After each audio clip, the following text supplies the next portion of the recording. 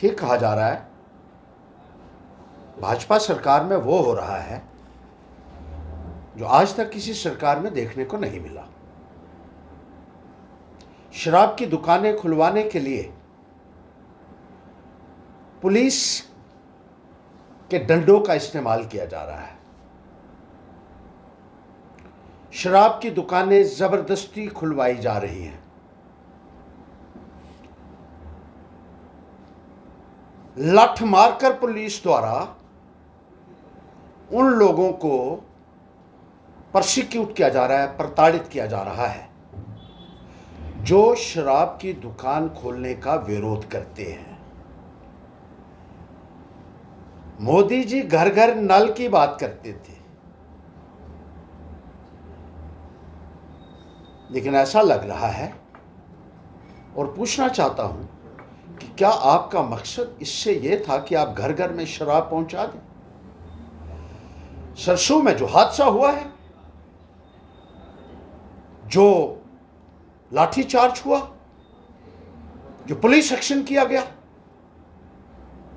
उसकी जितनी मजम्मत की जाए उतनी कम है।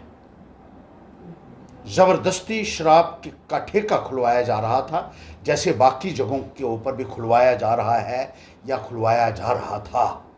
बरमीन में भी ऐसा हुआ, सरसों में भी ऐसा किया जा रहा है।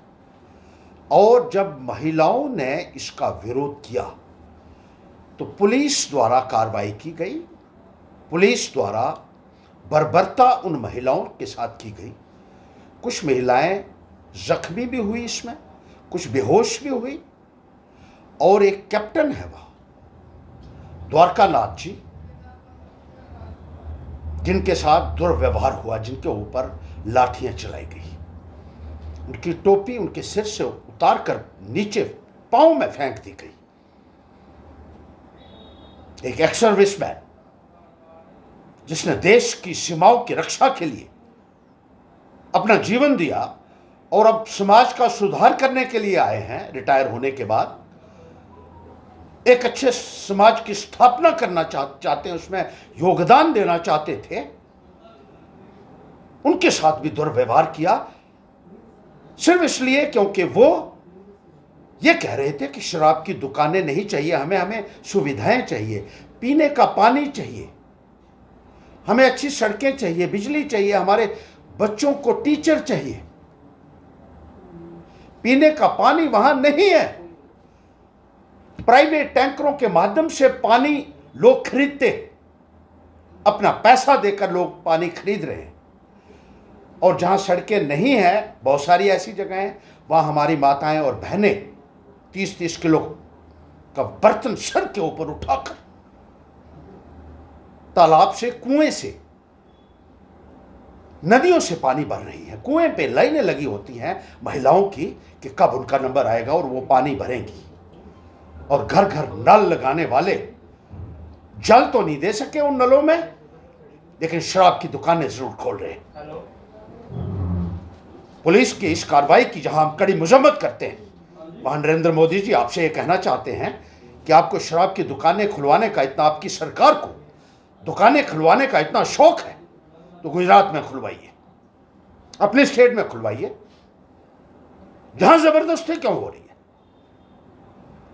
और जो भगत हैं इनके, जो कहते हैं खुलनी चाहिए और ठीक कर रही है बीजेपी, उनसे भी मैं कहना चाहता हूं कि बाज आ जाइए, अब बहुत हो चुका है। अब बर्दाश्त की एक लिमिट होती है। महिलाओं के ऊपर डंडे बरसाना इसलिए क्योंकि आपने किसी ठेकेदार को करोड़ों रुपए का हेर फेर करके उसको ठेका दिया हुआ है, करोड़ों रुपया उससे बरामदगी आपको करनी है, इसलिए आप पुलिस भेज रहे हैं। और बीजेपी के नेताओं का हाल देखिए।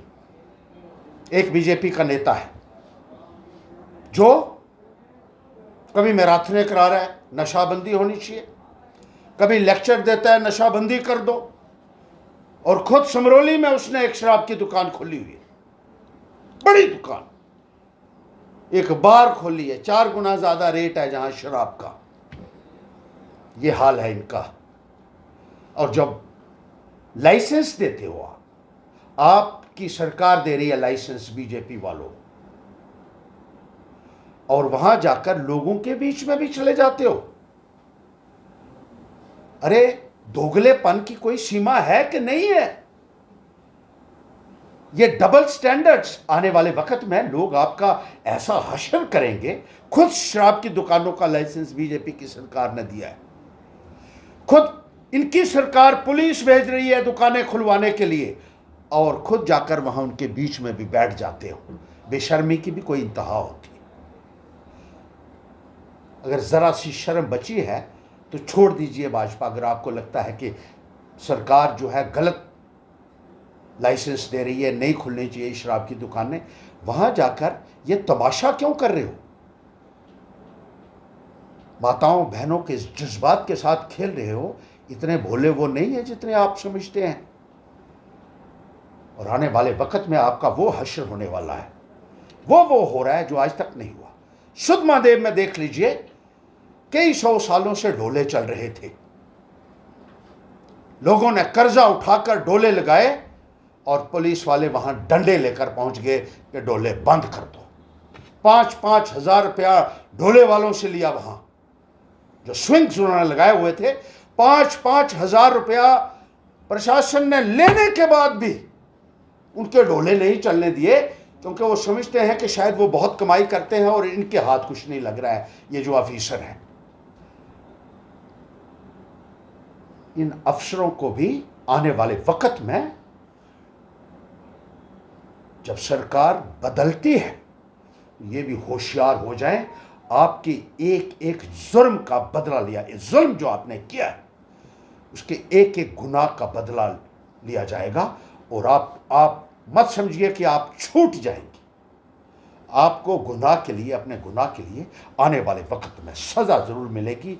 जिस तरीके से आप लोगों को तड़पा रहे हैं, तरसा रहे हैं, डरा रहे हैं, धमका रहे हैं, उनके ऊपर जुल्म जोर जबरदस्ती कर रहे हैं, उसका सिला आपको मिलेगा आने वाले वक्त में जब अगली सरकार आएगी।